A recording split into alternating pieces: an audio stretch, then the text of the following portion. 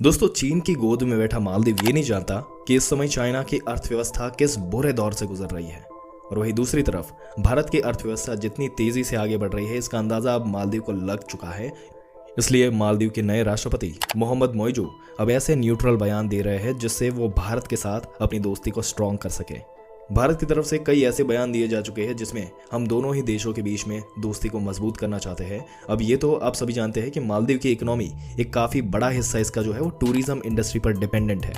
Reports के मुताबिक करीब 28% हिस्सा टोटल जीडीपी ऑफ मालदीव का टूरिज्म इंडस्ट्री से मैनेज किया जाता है। और अभी तक सिर्फ यही रिपोर्ट सामने आ रही है कि भारत से जो टूरिज्म मालदीव जा रहे हैं वो लक्षद्वीप या किसी और देश के अंदर जाएंगे। और अब फाइनली ऐसा हो चुका है जहां पर भारत की तरफ से जाने वाले टूरिस्ट ना ही लक्षद्वीप जा रहे हैं और ना ही मालदीव, बल्कि वो ऐसे देश में जा रहे हैं जहां पर रिसेंटली भारत के विदेश मंत्री एस जयशंकर जी ने कहा था। और जो आंकड़े सामने निकल कर आ रहे हैं दोस्तों, जिन्हें सुन करके आप हैरान हो जाएंगे, आपको बताते हैं।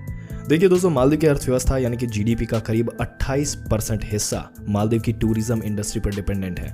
वही हमारे पड़ोसी देश श्रीलंका की जो इकोनॉमी है, इसका काफ़ी बड़ा हिस्सा टूरिज्म इंडस्ट्री पर डिपेंडेंट है। और आंकड़ों के मुताबिक 12% जीडीपी कंट्रीब्यूशन श्रीलंका में भी टूरिज्म इंडस्ट्री अकेले रखती है। और अगर आपको याद हो तो जब श्रीलंका में क्राइसिस आया था तो टूरिज्म इंडस्ट्री कोविड की वजह से जो डिस्टर्ब हुई, इसी कारण श्रीलंका की आर्थिक हालत खराब हो गई थी। और वही समय मालदीव के साथ आ चुका है। इसलिए मालदीव भारत के साथ बहुत ही न्यूट्रल वे में बिहेव करना शुरू कर चुका है। और ऐसा इसलिए क्योंकि मालदीव कह रहा है भारत की तरफ से जाने वाले टूरिस्ट अब मालदीव नहीं बल्कि श्रीलंका में बड़ी मात्रा में जाना शुरू कर चुके हैं।